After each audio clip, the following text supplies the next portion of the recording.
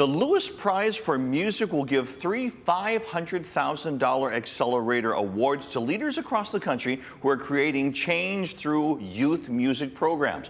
One of the finalists comes from Hawaii and is Mana Maoli. With us today is from Mana Maoli is Pomai Kaikeawe, of course, award-winning entertainer, and we appreciate you being here today. First of all, congratulations at this amazing nomination. Thank you so much. We feel so fortunate and blessed to be one of the finalists of this awesome effort to push forward the work of this organization and so many others across the nation with youth in music. I was taking a look at some of the past winners, and it's like past nominees, it's like everybody's gotten money. Maybe it not be the $500,000 award, but they've gotten like $15,000 or $25,000 or $50,000. That must make Mana Maoli very happy. Yeah, to be a finalist, you've already won. So tell us, for those that are not familiar with Mana Maoli, what is Mana Maoli and how did you get up to getting nominated for this award? Yeah, so Mana Maoli is an organization that's been around for over 20 years, originally formed to support the Hawaiian-focused charter school Halau Kumana that's now based in Mauna Laha or Makiki Valley. And so what we do is we formed the Manamele project in about 2013 is when it started. And with the Manamele project, we've been able to operate over 70 year-long after-school elective classes focused around music and multimedia for Hawaii's youth. And we are currently servicing 20 schools, mainly Hawaiian-focused charter, across 3 islands, Kauai, Hawaii Island, and here on Oahu. So how many keiki hands are you touching, maybe? Thousands. Right? Yeah, because even if they're not a part of our classes, we do something called an artist school visit. And so basically it's just a school-wide assembly where we take our entire crew. We also take our state-of-the-art mobile studio. We call her Meleana, and she is equipped to operate live events or studio recordings. And so they get to partake in the blessing of being able to sample recording in a real studio and also helping out with live sound at these concerts that we put on at the schools. And you know, that's one of the things that I think the students really enjoy. And so even though we're not servicing the ones who get the classroom experiencing, we are servicing every single child at that school in this assembly. Furthermore, the people that we bring aside from our staff come from another key component of the project, which is our Mana Maoli collective. And the collective is just over 200 professionals in the industry, the music industry here in Hawaii. So not just the music artists, but also the music engineers, the video producers, the photographers, the communications journalists. And so these people have dedicated themselves to our efforts of mentoring Hawaii's youth and giving them some sort of guidance and a pathway to a career in the creative industry. Now you've got, you know, video component, you've got audio component, and at times you're putting that all together. You have some amazing music videos that are collaborations of our Hawaii artists. So you put that together, but the kids are all working those different components as well, right? Right. So when we bring our students in or our youth in to mentor them, we are getting them hands-on experience in real world, in the real world. So they get to operate the cameras, they get to operate the soundboard, and as a result, these collaborative music videos are just a few of the products that come from that. And so the CMVs, as we call them, collaborative music videos, are really important to us because in today's day and age, those things are being broadcast all over social media and the internet. And so a lot of people who hear about Mana Maoli have heard because of the video that popped up on their feed or someone shared with them. How many views? You're talking about eyes from around the world. How many views are you getting? We've counted across all of our videos so far over 35 million views. Yeah. I'll come back to the videos in just a moment. I kind of want to switch things a little bit. Talk about your experience personally with Mana Maoli, because you have your keiki in there, but you've also been a part of it and are currently part of the organization too. Yeah, so my first involvement with Mana Maoli was as a collective artist, actually.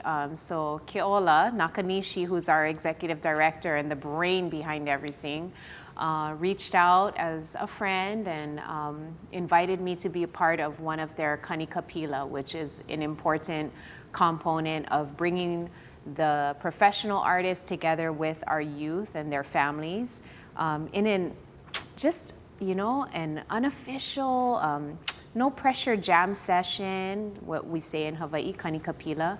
And so I got to be a part of that.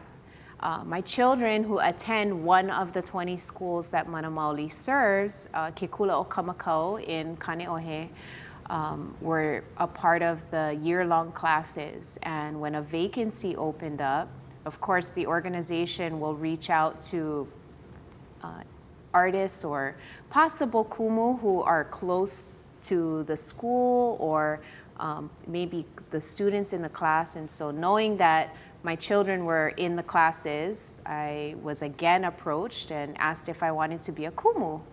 And so that's how I started getting into the classroom and being able to mentor and teach the youth. Because you are a hands-on mom.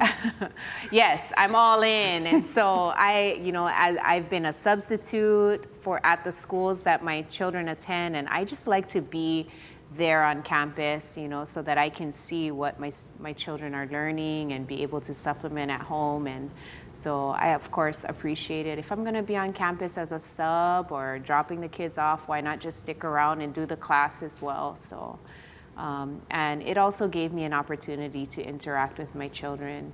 So it's really a lot of those kind of people that really have aloha for their keiki and other keiki that are part of Mana Maoli. Yes, and that's what the collective is about, right? So we're reaching out to people who may not have had official background education in teaching or being in the classroom, but these are artists, professionals who love what they do and really want to share that with the next generation.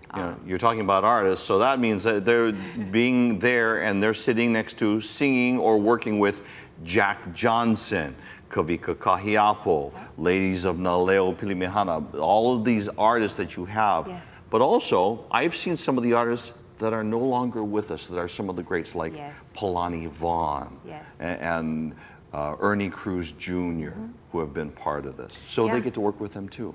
Yep, and one of them is also Malani Bilyu, and so one of my partners in the team that I work on is his daughter Kapali, and so we all have a very strong sense of kuleana, and so Mana Maoli gives us that opportunity to feel fulfilled about making sure that we awamo kuleana. We've been handed something very important from our kupuna who have worked hard to build, up a legacy.